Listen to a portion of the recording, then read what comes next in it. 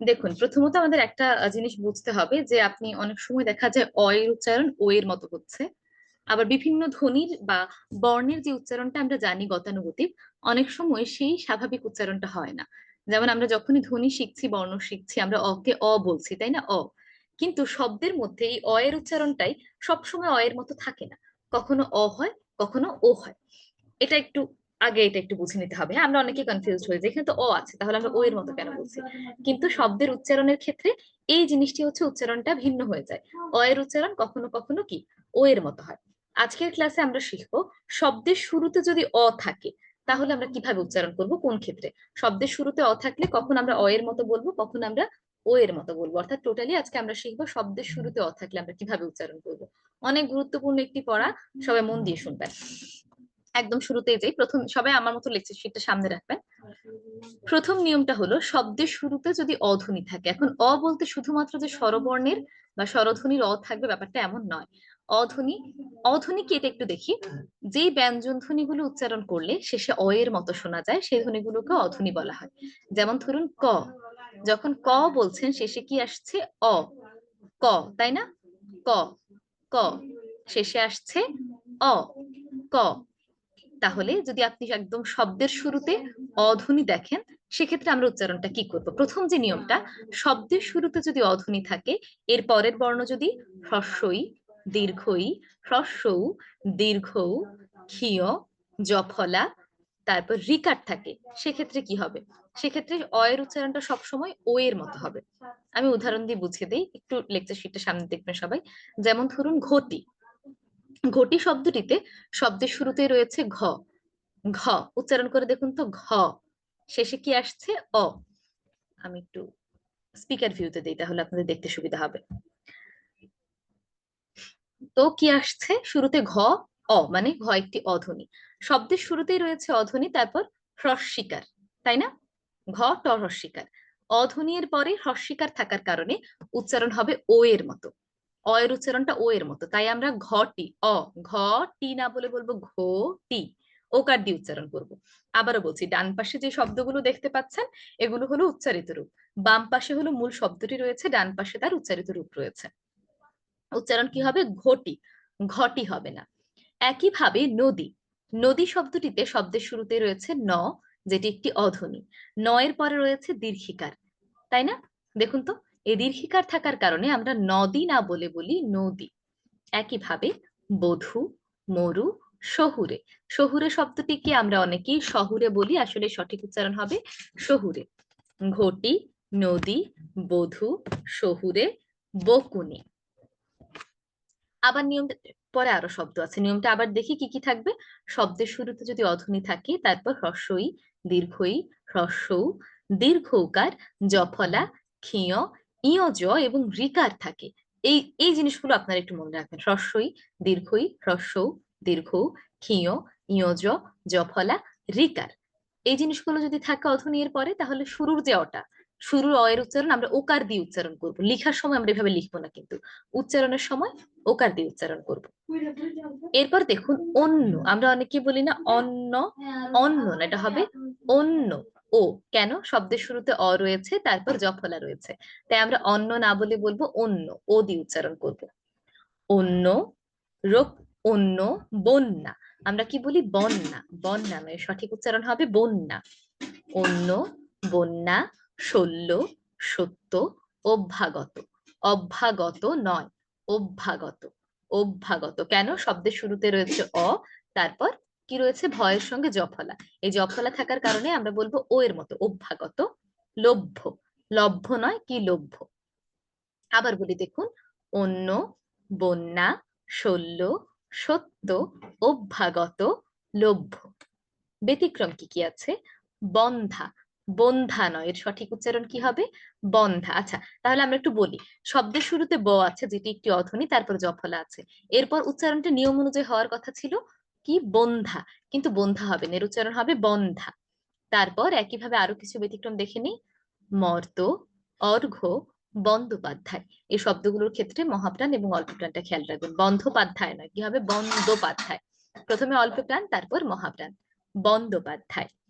বদ্ধভূমি, হর্ম, অন্ত, অন্ত্যেষ্টি। ব্যতিক্রমগুলো আবার বলি, বন্ধা, মর্ত, অর্ঘ্য, বন্দ্যোপাধ্যায়, বধ্যভূমি, হর্ম, অন্ত এবং অন্ত্যেষ্টি, এগুলো হলো ব্যতিক্রম। এরপরের লাইনে রয়েছে অক্ষ। অক্ষ হবে না, অক্ষ হবে, কেন বলুন তো? আমি যদি একটু নিয়মটা আপনাদের মনে করিয়ে দিই, শব্দের শুরুতেই রয়েছে অ, তারপর রয়েছে ক্ষীয়। ক্ষীয় থাকার কারণে আমরা অ এর উচ্চারণটা ও এর মতো করে বলবো অক্ষ। অক্ষ, রক্ষা, লক্ষণ। দেখেছেন, এটা কিন্তু লক্ষণ নয়, এটা কি লক্ষণ। আমরা গত ক্লাসে যেটা শিখেছিলাম সেই লক্ষণ আর এই লক্ষণ কিন্তু ডিফারেন্ট। ওই লক্ষণে দেখবেন এর সাথে একটি ম যুক্ত আছে, তাই না? যার কারণে আমরা কি বলি, ওটাকে লক্ষণ বলি এবং এটাকে বলবো লক্ষণ।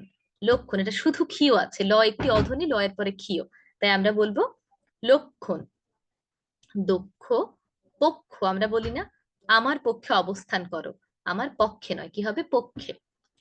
অক্ষাংশ, যোগ্য। আবার বলি, অক্ষ, রক্ষা, লক্ষণ, দক্ষ, পক্ষ, অক্ষাংশ, যোগ্য। ওকে, এইবার পরবর্তী লাইনে দেখুন লিখেছে লক্ষণ। পার্থক্যটা কোথায়? এখানে দেখুন অন্য একটি ধ্বনির সঙ্গে যুক্ত আছে, অন্য একটি ধ্বনি ক্ষীয়র সঙ্গে যুক্ত থাকার কারণে আমরা এটিকে আর ও এর মতো না করে অ এর মতো করেই বলবো, অর্থাৎ আমরা লক্ষণ না বলে এটিকে বলবো লক্ষণ। যক্ষা, পক্ষ। ঠিক আছে, এটা কিন্তু পক্ষ নয়, পক্ষ। দেখুন এটার সাথে আবার ম যুক্ত আছে। লক্ষণ, যক্ষা, পক্ষ। এরপরে দেখুন, আমি আবার রিপিট করবো, হ্যাঁ, এতটুকু আমরা শেষ করে নিই। বক্তৃতা। বক্তৃতা, বক্তৃতা নয়, কি হবে, বো, ও এর মতো। কেন? শব্দের শুরুতে রয়েছে ব, যেটি একটি অধ্বনি, তারপর রিকার। রিকার থাকার কারণে আমরা উচ্চারণ করব ও এর মতো। বক্তৃতা, যকৃৎ, মসৃণ। যকৃৎ নয়, কি হবে, যকৃৎ। বক্তৃতা, যকৃৎ, মসৃণ। বক্তৃতা, যকৃৎ, মসৃণ। এইবার আরেকটি নিয়ম, আমরা প্রথম ক্লাসে এটা শিখেছিলাম, যেমন শব্দের শুরুতে যদি অধ্বনি এর সঙ্গে রফলা থাকে তাহলে উচ্চারণ ও এর মতো করে হবে। যেমন ধরুন গ্রহ, আমরা এটাকে গ্রহ বলবো না, ওকার দিয়ে বলবো গ্রহ। গ্রহ নয়, গ্রহ। কেন? গ একটি অধ্বনি, সবার শুরুতে গ আছে, গ এর সঙ্গে রফলা থাকার কারণে আমরা গ্রহ না বলে বলবো গ্রহ। গ্রহ, গ্রহ।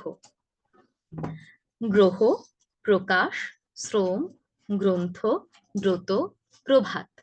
আবার বলছি, গ্রহ, প্রকাশ, শ্রম, গ্রন্থ, ব্রত, প্রভাত। গ্রহ, প্রকাশ, শ্রম, গ্রন্থ, ব্রত, প্রভাত। এর মধ্যে আবার কিছু ব্যতিক্রম আছে। ব্যতিক্রমগুলো কি? অযুক্ত হওয়ার, ধরুন শব্দের শুরুতে অধ্বনি আছে, তার সঙ্গে রফলাও আছে, নিয়ম অনুযায়ী আমরা কি করব, ও এর মতো করে উচ্চারণ করব। কিন্তু এখানে যদি এরপর যদি একটি অন্তস্থ অ থাকে, সেক্ষেত্রে আপনি আর ও এর মতো করে পড়বেন না, সেক্ষেত্রে উচ্চারণ অ এর মতো করেই বলবেন। আবার বলি, নিয়ম অনুযায়ী এখন আমরা কি শিখলাম? শব্দের শুরুতে যদি অধ্বনির সঙ্গে রফলা থাকে তাহলে আমরা ও এর মতো করে উচ্চারণ করব। কিন্তু এই অধ্বনি রফলা সবই ঠিক আছে, এরপর অন্তস্থ অ আছে, সেক্ষেত্রে আর ও এর মতো বলবো না, সেক্ষেত্রে অ এর মতোই বলবো। যেমন ক্রয়, শ্রয়, ত্রয়। ক্রয়, শ্রয়, ত্রয়। ক্রয়, শ্রয়, ত্রয় হবে না, এটা হবে ক্রয়, শ্রয়, ত্রয়। ক্রয়, শ্রয়, ত্রয়। আমি আবার একটু রিপিট করি একদম শুরু থেকে, আপনারা মন দিয়ে দেখবেন। শব্দের শুরুতে যদি অধ্বনি থাকে, এরপর যদি শব্দের শুরুতে অধ্বনি এর পর হ্রস্বই, দীর্ঘই, হ্রস্বউ, দীর্ঘউ, রিকার, ক্ষীয়, ইয়জ বা জফলা থাকে, সেক্ষেত্রে আমরা অ এর উচ্চারণটা ও এর মতো করে উচ্চারণ করব। যাদের উচ্চারণ করতে সমস্যা হবে, মনে মনে একটি ওকার যুক্ত করে উচ্চারণ করবেন। যেমন আমি ধীরে ধীরে উচ্চারণ করি, আপনারা একটু মিলিয়ে দেখবেন। ঘটি, নদী, বধূ, মরু, শহুরে, বকুনি। কেন হয়েছে? ওই নিয়ম অনুযায়ী। এরপর জফলা থাকলে কিভাবে হবে? অন্য হবে না, অন্য, বন্যা, শল্য, সত্য, অভ্যাগত, লভ্য। ব্যতিক্রম দেখে নি, বন্ধা, মর্ত, অর্ঘ্য, বন্দ্যোপাধ্যায়, বধ্যভূমি, হর্ম, অন্ত, অন্ত্যেষ্টি। কেউ থাকলে কি হবে? অক্ষ, রক্ষা। যাদেরই উচ্চারণ করতে সমস্যা হবে, মনে মনে একটি ওকার দিয়ে উচ্চারণ করবেন। অক্ষ, রক্ষা, লক্ষণ, দক্ষ, পক্ষ, অক্ষাংশ, যোগ্য। কিন্তু ক্ষীয়ের সঙ্গে যদি অন্য কিছু যুক্ত থাকে, ঠিক আছে, অন্য কোনো বর্ণ যুক্ত থাকে, সেক্ষেত্রে কিন্তু আর ও এর মতো হবে না, সেক্ষেত্রে হবে অ এর মতো। যেমন লক্ষণ, যক্ষা, পক্ষ। বিকারের ক্ষেত্রে বক্তৃতা, যকৃৎ, মসৃণ, বক্তৃতা, যকৃৎ, মসৃণ। এইবার শব্দের শুরুতে যদি অধ্বনি থাকে তার সঙ্গে যদি রফলা থাকে সেক্ষেত্রে আমরা ও এর মতো করব। গ্রহ, প্রকাশ, শ্রম, গ্রন্থ, ব্রত। শব্দের শুরুতে রফলা আছে, মানে অধ্বনির সঙ্গে রফলা আছে, কিন্তু এরপর আবার অন্তঃস্থ অ। সেক্ষেত্রে আর ও এর মতো বলবো না, সেক্ষেত্রে অ এর মতোই বলবো। ক্রয়, শ্রয়, ত্রয়, ক্রয়, শ্রয়, ত্রয়। এইবার আমরা পরবর্তী অংশে চলে যাই। কিছু কিছু শব্দ আছে, হ্যাঁ, ওই শব্দগুলোতে আগে রেফ এবং জফলা দুটোই একসঙ্গে ব্যবহার করা হতো। বানানগুলো লেকচার শিটে একটু দেখবেন, হ্যাঁ, আপনাদের লেকচার শিট দিয়ে দেওয়া হয়েছে, ওইটা একটু সামনে রাখবেন, তাহলে দেখতে পাবেন, সহজ হবে। এগুলো সবাই প্রিন্ট আউট করে নেবেন, হ্যাঁ, আমিও কিন্তু আমার সামনে থেকেই আহ, শব্দগুলো দেখে দেখে বলছি। আমি তো আর শব্দগুলো মুখস্থ করিনি, আমি দেখে দেখেই শব্দগুলো বলছি। তো যেটা বলছিলাম, কিছু কিছু শব্দ আছে যে শব্দে আগে রেফ এবং জফলা দুটি হচ্ছে ব্যবহার করা হতো, কিন্তু বর্তমানে কি জফলিটি আর জফলার ব্যবহার করা হয় না। কি ব্যবহার করা হয়? রেফ ব্যবহার করা হয়। সেই সব ক্ষেত্রেও শুরুর অ এর উচ্চারণটা ও এর মতো হবে। আবার বলছি, দেখুন, কিছু কিছু শব্দে আগে জফলা এবং রেফ দুটোই ব্যবহার করা হতো, কিন্তু বর্তমানে জফলাটা উৎস করে ফেলা হয়েছে, জফলা ব্যবহার করা হয় না, জফলার জায়গায় হচ্ছে শুধুমাত্র রেফ ব্যবহার করা হয়। সেসব ক্ষেত্রে শুরুর অটা ও এর মতো হবে। যেমন পর্যন্ত, আমরা কি বলি? পর্যন্ত। কি মানে এটা ভুল ভাবে কি বলি? আচ্ছা, পর্যন্ত বলি অনেকে সম্ভবত, কিন্তু সঠিক উচ্চারণ হবে পর্যন্ত। একইভাবে পর্যায়, এটা আমরা অনেক ভুল বলি। যেমন এই পর্যায়ে এসে তুমি এই কাজটি করলে, আসলে সঠিক উচ্চারণ হবে জীবনের এই পর্যায়ে এসে তুমি এই কাজটি করলে, পর্যায় হবেই না। তাহলে এই সবগুলো শব্দ এখন যেগুলো বলবো এগুলোতে আগে জফলা ব্যবহার করা হতো, কিন্তু বর্তমানে আর জফলা ব্যবহার করা হয় না। এই শব্দগুলো আমরা কিভাবে উচ্চারণ করব? শুরুতে ও দিয়ে, যেমন পর্যন্ত, পর্যায়, চোরজাপদ, মর্যাদা, মর্যাদা নয়, কি হবে? মর্যাদা, মর্যাদা। ঠিক আছে? শিক্ষকের মর্যাদা। পর্যন্ত, পর্যায়, চোরজাপদ, মর্যাদা, পর্যবেক্ষণ, সৌন্দর্য। পর্যবেক্ষণ নয়, এটা হবে পর্যবেক্ষণ, পর্যবেক্ষণ, সৌন্দর্য। আবার বলি, পর্যন্ত, পর্যায়, চর্যাপদ, মর্যাদা, পর্যবেক্ষণ, সৌন্দর্য। আমি জানি অনেকের কাছে শুনতে ব্যাপারটা খুবই আনইউজুয়াল মনে হবে, অড মনে হবে। কেন হবে জানেন? কারণ আমরা হচ্ছে ভুল উচ্চারণ করতে করতে এমন ভাবে অভ্যস্ত হয়ে গিয়েছি যে এখন সঠিকটাই আমাদের কাছে, অনেকের কাছে ভুল মনে হবে, যে কি ব্যাপার, সারা জীবন বলে এসেছি মর্যাদা, এখন কি আমাকে মর্যাদা বলতে হবে? রাইট। আপনি যদি সঠিক বা প্রমিত উচ্চারণে কথা বলতে চান তাহলে এটাই সঠিক, মর্যাদাটাই সঠিক, এটাই আপনাকে করতে হবে। আবার বলি, পর্যন্ত, পর্যায়, চর্যাপদ, মর্যাদা, পর্যবেক্ষণ এবং সৌন্দর্য। কেন হয়েছে? কারণ এই শব্দগুলোতে আগে জফলা ব্যবহার করা হতো, রেফ ব্যবহার করা হতো, দুটোই ব্যবহার করা হতো। বর্তমানে শুধুমাত্র রেফ ব্যবহার করা হয়, কোন রকম জফলা ব্যবহার করা হয় না। পরবর্তীতে মজার একটি নিয়মে যাই। একাক্ষরযুক্ত শব্দের শেষে দন্ত ন থাকলে অ এর উচ্চারণ কখনো কখনো ও এর মতো হয়। একাক্ষরযুক্ত শব্দ কি? ওয়ান সিলেবাল, যে শব্দগুলোকে আর ভাঙা যায় না। যেমন ম, ন, এটিকে আপনি ভাঙতে পারবেন? পারবেন না, কারণ এটি ভেঙে শুধু বর্ণ হয়ে যাবে, ধ্বনি হয়ে যাবে, ম, ন। এই ধরনের যে শব্দগুলো আছে, সেই শব্দগুলোর শেষে যদি দন্ত ন থাকে তাহলে উচ্চারণটা আমরা শুরুর উচ্চারণটা ও এর মতো করে করব। উদাহরণ দিয়ে আমি যদি বুঝিয়ে দেই, ম, ন, এই শব্দটি একটি একাক্ষর শব্দ, এটি আর ভাঙা যায় না। এই শব্দটির শুরুতে যে ম আছে আমরা এটিকে মন না বলে বলবো মন। শুরুতে আমরা ও যুক্ত করে বলবো মন। আমি মনে ভীষণ কষ্ট পেয়েছি, মনে হবে না, কি হবে? মনে। আমি মনে ভীষণ কষ্ট পেয়েছি। একইভাবে বোন, আমরা কিন্তু এটাকে বলি বন, তাই না? এটা আসলে হবে বোন। একইভাবে জন, ক্লাসে 50 জন শিক্ষার্থী আছেন, 50 জন নয়, জন। মন, বোন, জন। এমনও হতে পারে যে আপনি সঠিক উচ্চারণে বলছেন কিন্তু কেউ একজন এসে বলল কি, জন আবার কি জিনিস, তখন তাকে আপনি বলবেন যে আমরা যে জন বলি সেটা আসলে ভুল উচ্চারণ, এর সঠিক উচ্চারণ হবে জন। যদি তিনি বলেন যে আপনার কথা আমি কিভাবে বিশ্বাস করব, কেন এটা সঠিক উচ্চারণ, তখন আপনি নিয়মটা বলবেন কি, যদি একাক্ষরযুক্ত শব্দের শেষে দন্ত ন থাকে তাহলে শুরুর অটা ও এর মতো হবে। মন, বোন, জন। কিন্তু মূর্ধন্য থাকলে আমরা কি করব? মূর্ধন্য থাকলে আমরা আর ও এর মতো করবো না, সেক্ষেত্রে অ এর মতোই করব। রন, পন, গন, খন। একাক্ষরযুক্ত শব্দের মূর্ধন্য থাকলে কি হবে? আমরা অ এর মতোই করব, কিন্তু দন্তন্য থাকলে ও এর মতো করব। রন, পন, গণ এবং খন। আর আগে কি ছিল? মন, বন, জন। দন্তন থাকলে, আর মূর্ধন্য থাকলে রন, পন, গণ এবং খন। এরপর একটু আমরা দেখি। একটু মনে হয় আজকে আপনাদের জন্য আহ, মানে বেশি হয়ে যাচ্ছে পড়াটা আর কি। পঞ্চম ক্লাসটা একটু বড়, যেহেতু আমরা ধীরে ধীরে সামনের দিকে আগাচ্ছি। আমরা সহজ থেকে তুলনামূলক কঠিনের দিকে যাব এখন। শুধু সহজ সহজগুলো শিখলেই তো হবে না। তারপর রয়েছে সন্ধি বা সমাসবদ্ধ শব্দের সাথে যদি ন যুক্ত হয়, যে কোনো ন হতে পারে, মূর্ধ ন হতে পারে, দন্ত ন হতে পারে, সেক্ষেত্রে অ এর উচ্চারণে কোনো পরিবর্তন হবে না। তার মানে কি, অ এর উচ্চারণটা অ এর মতোই থাকবে। এতক্ষণ আমরা দেখলাম কখন অ এর উচ্চারণটা ও এর মতো হয়, এবার আমরা দেখবো কখন অ এর উচ্চারণটা অ এর মতোই থাকে। নিয়মটা একটু আগে পড়ি। সন্ধি বা সমাসবদ্ধ শব্দের সাথে ন যুক্ত শব্দ, ন যুক্ত হয়ে যদি শব্দ গঠিত হয়, যেমন ধরুন বনবাসী। বন মানে বন যোগ বাসী, কি হবে? বনবাসী। লক্ষ্য করুন, যখন আমরা বলছি ব ন, তখন একে আমরা ঠিকই বলবো বন, কিন্তু এর সঙ্গে বাসী যুক্ত হয়ে গেলেই আমরা আর বনটা থেকে ও সরিয়ে নেব, তখন আমরা বলবো বনবাসী। কেন? কারণ এই যে বন যোগ বাসী যুক্ত হয়েছে, মাঝে ন রয়েছে, যার কারণে আমরা বনবাসী না বলে বলবো বনবাসী। এটা আবার একটু লক্ষ্য করুন, হ্যাঁ। যখনই আমরা বলছি ব ন, তখন আমরা ও এর মতো করে বলবো বন। কেন? প্রথমত একাক্ষর যুক্ত শব্দ, দন্তন রয়েছে, শেষ হয়েছে দন্তন দিয়ে, তাই আমরা বলবো বন। কিন্তু এর সঙ্গে যদি বাসী যুক্ত হয়, কি হবে তখন? তখন কিন্তু বনবাসী না হয়ে হবে বনবাসী। একইভাবে জনগণ, বনবিথি, মনোরম, মনোহর। মনোহরকে অনেকেই বলেন মনোহর, মনোহর নয়, কি হবে? মনোহর, মনোলোভা। আবার বলি, বনবাসী, জনগণ, বনবিথি, মনোরম, মনোহর, মনোলোভা। আবার বলি, বনবাসী, জনগণ, বনবিথি, মনোরম, মনোহর, মনোলোভা। এবার পরের নিয়মে যাই। নেতিবাচক বা না অর্থে যদি অ বা অন থাকে, তাহলে কি হবে? অ এর উচ্চারণ অবিকৃত থাকবে। যেমন ধরুন অনিচ্ছা।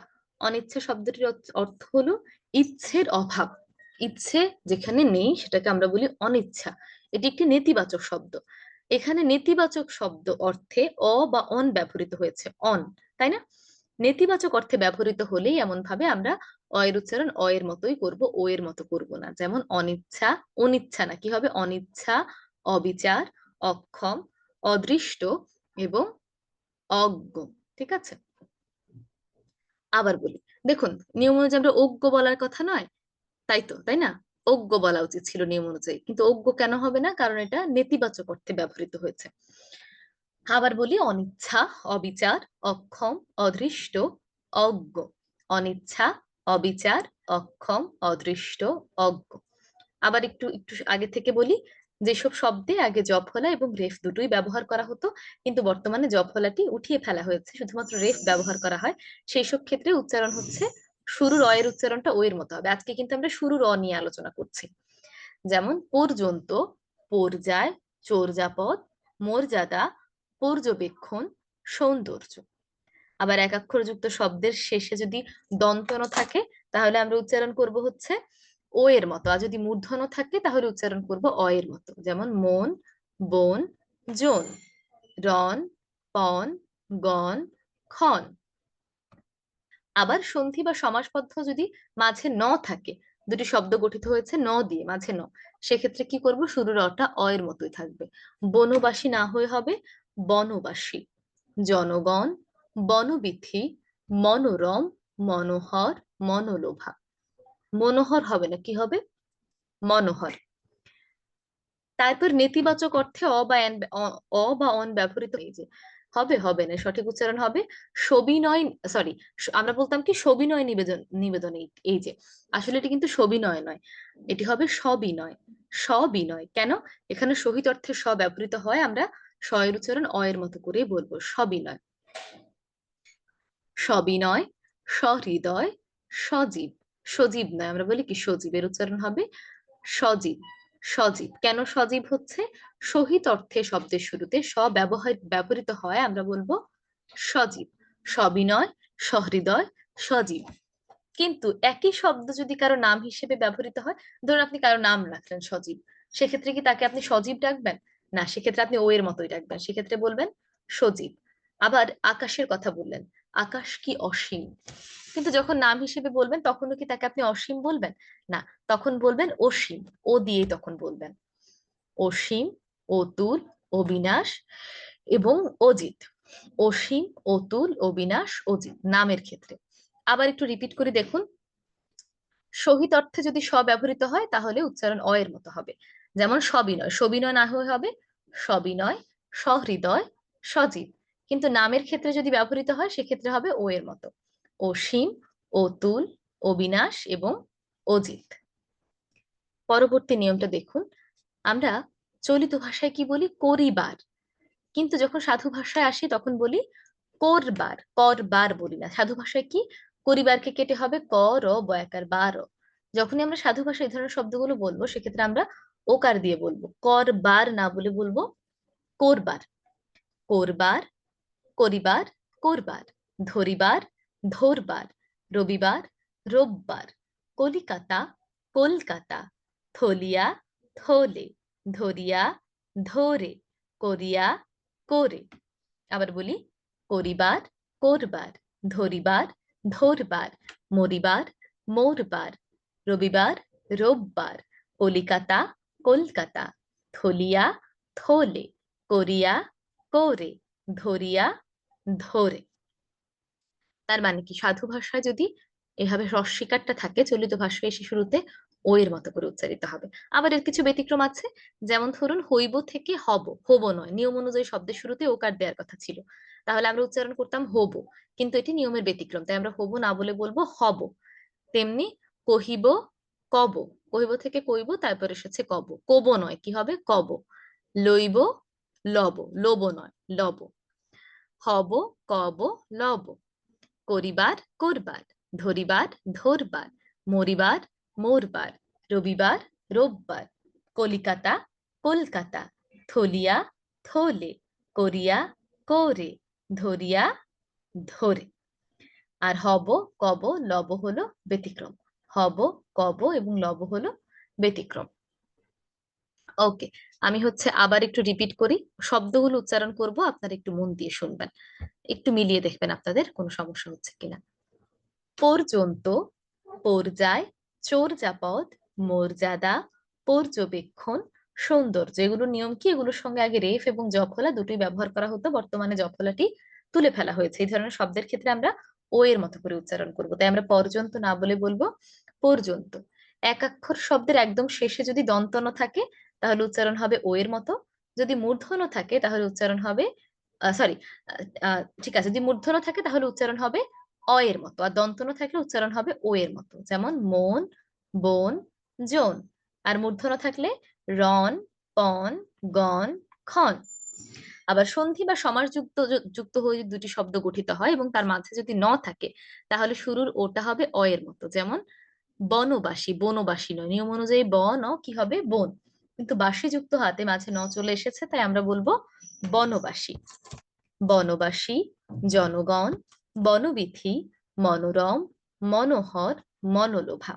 সামনের ক্লাসে দেখবেন অনেকে মনোহরকে মনোহর বলছেন, এরপরও এর উচ্চারণ হবে মনোহর। নেতিবাচক বা না অর্থে যদি অব্যবহৃত হয় সেক্ষেত্রে আমরা কি করব? সেক্ষেত্রে অ এর উচ্চারণটা অ এর মতোই হবে, কোনো পরিবর্তন হবে না। যেমন অনিচ্ছা, অবিচার, অক্ষম, অদৃষ্ট, অজ্ঞ। আর সহিত অর্থে স ব্যবহৃত হলে উচ্চারণে কোনো পরিবর্তন হবে না। সবিনয় না হয়ে হবে সবিনয়, সহৃদয়, সজীব। নামের ক্ষেত্রে না বোধক গুলো কি হবে? ও এর মতোই হবে। যেমন অসীম, অতুল, অবিনাশ, অজিত। সাধু ভাষায় করিব হলে চলিত ভাষায় এসে শব্দের শুরুতে ও যুক্ত হয়ে হবে করবার। ধরিবার, ধরবার। মরিবার, মোরবার। রবিবার, রোববার। কলিকাতা, কলকাতা। করিয়া, করে। থলিয়া, থলে। ধরিয়া, ধরে। কিছু ব্যতিক্রম হলো হব, কব, লব। হব, কব এবং লব। এই ছিল আমাদের ব্যাকরণিক যে নিয়মগুলো। এইবার আমরা একটু শিখবো। আপনারা কি আমাকে শুনতে পাচ্ছেন? আমাকে দু একজন একটু লিখে জানাবেন আমাকে শুনতে পাচ্ছেন কিনা। এইবার আমরা স্বরের ধারা সম্পর্কে জানবো। এতক্ষণ আমরা ব্যাকরণিক নিয়মগুলো শিখেছি, এবার আমরা একটু শিখি স্বরের ধারা কি জিনিস। আমরা যখনই কবিতা আবৃত্তি করি দেখবেন আমাদের স্বরটা একই রকম থাকে না। এক এক সময় এক এক রকম হয়ে যায়। যেমন গত ক্লাসে আমরা দুর্মর কবিতা শিখেছি, আপনারা দেখেছেন যে আমরা এক এক লাইনে এক এক ভাবে কণ্ঠটাকে পরিচালনা করছি। হিমালয় থেকে সুন্দরবন, হঠাৎ বাংলাদেশ। এই যে আমাদের কণ্ঠে যে এক এক সময় আমরা এক এক ভাবে বলি, সেই জিনিসটি কি? এই জিনিসটি আসলে যদি সহজ ভাষায় বলতে হয়, এই জিনিসটি হলো আমাদের স্বরের ধারা। স্বরের ধারাকে 5 ভাগে ভাগ করা হয়েছে। এই 5 ভাগ সম্পর্কে আমরা আজকে জানবো। উদাত্ত স্বর, স্বরিত স্বর, অনুদাত্ত স্বর, কম্পিত স্বর, ফিসফিস স্বর। একটা একটা করে দেখে নিই। প্রথমেই হলো উদাত্ত স্বর। আমরা অনেক সময় একটা কথা শুনি না, উদাত্ত আহ্বান জানিয়েছেন। তেমনি উদাত্ত স্বর জিনিসটা কি? উদাত্ত স্বরটা হলো সবচেয়ে উঁচু স্বর। এই স্বরটা হচ্ছে হারমোনিয়ামের একদম উঁচুতে অবস্থিত, তারায় অবস্থিত। দেখুন, আমরা তো হারমোনিয়াম বা গান শিখবো না, সরগম তো আমরা গানের জন্য শিখবো না। আমাদের যতটুকু প্রয়োজন আমরা ততটুকুই হচ্ছে শিখবো কবিতার জন্য। উদাত্ত স্বরটা হলো সবচেয়ে, এটা খেয়াল রাখবো যে সবচেয়ে উঁচুর স্বর। উচ্চ স্বরে যখন আমরা কথা বলি সেটাকে বলা হয় উদাত্ত স্বরে কথা বলা। যেমন বিভিন্ন বড় বড় নেতারা কি করেন, ভাষণে গিয়ে উদাত্ত আহ্বান করেন, তাই না? জনগণকে বলেন যে উদাত্ত আহ্বান করেন জোরে তীব্র ভাষায়, যেমন 7ই মার্চের ভাষণে যে একটা কণ্ঠের তীব্রতা আছে। এই জিনিসগুলোকে বলা হয় হচ্ছে উদাত্ত স্বর, বা এই স্বরকে বলা হয় উদাত্ত স্বর, তীব্র কণ্ঠে বলা। আবার যখন আমরা উচ্চ স্বরে কথা বলি সেগুলো সেগুলো হলো কি উদাত্ত স্বর। স্বরিত স্বর কি? স্বরিত স্বর হলো মূলত মধ্যম প্রকৃতির স্বর। দেখুন এখানে লেখা হয়েছে এর চলমানতা কি? হারমোনিয়ামের মুদারায়। আমরা মনে রাখবো এটা মাঝামাঝি একটি স্বর, হ্যাঁ। যখন আমরা স্বাভাবিক কথাবার্তা বলি যেই স্বরে, সেটা হলো আমাদের হচ্ছে স্বরিত স্বর। স্বাভাবিকভাবে যখন আপনি বাসায় কথা বলেন সেটাই হলো স্বরিত স্বর। উদাত্ত স্বর হলো একটু উঁচু স্বর, স্বরিত স্বর মাঝামাঝি স্বর, স্বাভাবিক যে কথার রেঞ্জ সেই স্বর। এরপর অনুদাত্ত স্বর। অনুদাত্ত স্বর হলো সর্বনিম্ন স্বর। এখানে আমরা আস্তে আস্তে কথা বলবো, কিন্তু ফিসফিস করে নয়, আস্তে আস্তে। তাহলে সর্বোচ্চতে হলো কি? উদাত্ত স্বর, এরপর স্বরিত স্বর, এরপর অনুদাত্ত স্বর। তারপর চলে আসে কম্পিত স্বর। কম্পিত স্বর হলো আমরা যখন ভয় পেয়ে কেঁপে কেঁপে বলি,